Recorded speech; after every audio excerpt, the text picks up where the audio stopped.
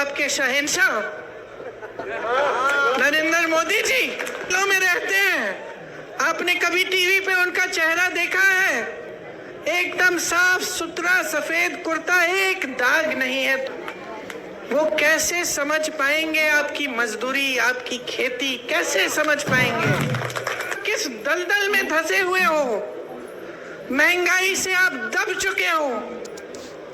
हर तरफ महंगाई। मेरी बहनें, मिट्टी के का तेल आज कितने का है? सब्जी खरीदने जाती हो, मिलती है क्या? तुम भाव क्या है उसका? पेट्रोल डीजल का दाम क्या है? मेरे किसान भाइयों, किस तरह से गुजारा कर रहे हो? खेती के हर सामान पे जीएसटी है, हर सामान महंगा हो चुका है। मेरी बहनें, अगर कोई त्योहार होता है, कुछ खरीदना पड़ता है, नए कपड़े, बच्चों के लिए कोई वर्दी खरीदनी पड़ती है, फीस भरनी पड़ती है, कोई बीमार पड़ जाता है, इलाज करना पड़ता है, तो क्या हालत होती है आपकी? ये मोदी जी नहीं जान सकते, क्योंकि मोदी जी अब अपने महल में बंद हैं, सत्ता से घिरे हुए हैं।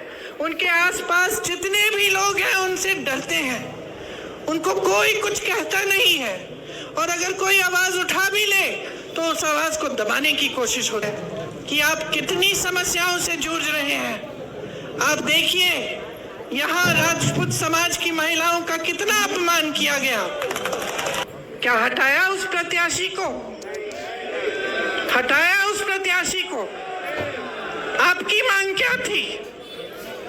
आपकी मांग ये थी कि हटे, आपको अपमानित किया। मोदी जी ने सुनी आपकी बात, आपकी सुनवाई हुई। मैं आपसे वादा करती हूँ बहनों, देश भर में आपकी बात हम फैलाएंगे, बताएंगे, और इस तरह का अपमान आपके साथ हम नहीं होने देंगे। का अपमान किया गया है, वहां मोदी जी की सरकार ने जिन्होंने अपमान किया, जो अत्याचार कर रहे हैं, उनका साथ दिया है। नाव में हुआ, मैं उस महिला के घर गई, कोई ऐसा अत्याचार नहीं था जो उसके परिवार पे नहीं बरसाया गया, क्योंकि उस महिला ने आवाज उठाई। उसके साथ अत्याचार करने वाला एक भाजपा के प्रधान का रिश्तेदार था। उस महिला ने, नौजवान थी, आवाज उठाई, कचहरी में गई केस डालने। जहां वो अपमान हुआ था वहां केस नहीं डाला गया, तो अगले जिले में चली गई, वहां से डाला। रोज सुबह अकेली जाती थी 6 बजे ट्रेन लेकर अगले जिले में, वहां पे कचहरी में जाती थी अपने केस की सुनवाई के लिए।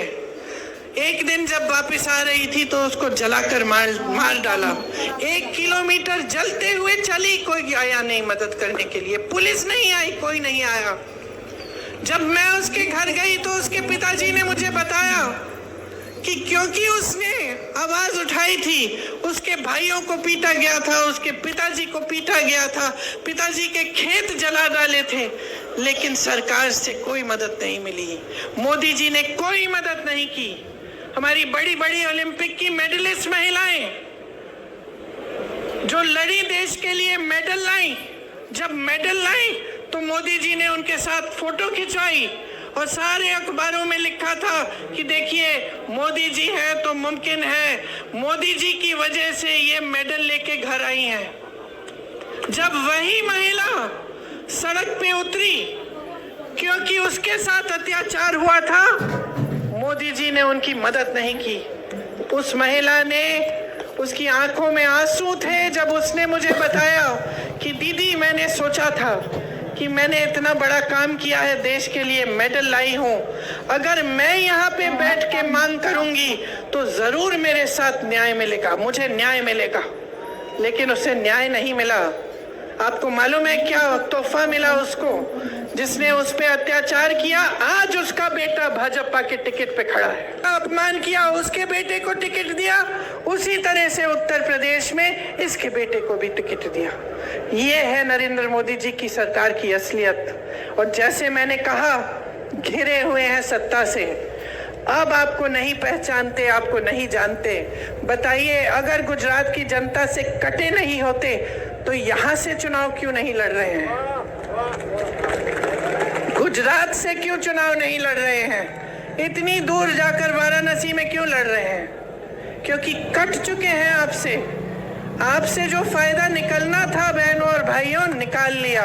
मुख्यमंत्री बनाया, कई बार बनाया, यहाँ उनको सत्ता मिली, नाम मिला, आपके समर्थन से उनको सम्मान मिला, यहाँ से चले गए प्रधानमंत्री बनने, आपको भूल चुके हैं और आपसे कट चुके हैं। किसानों की धरती है, यहाँ अनार, आलू, जीरा पैदा करते हैं आप। आपसे पूछना चाहती हूँ, मोदी जी की 10 साल सरकार है, आपको न्यूनतम समर्थन मूल्य मिलता है इसके लिए?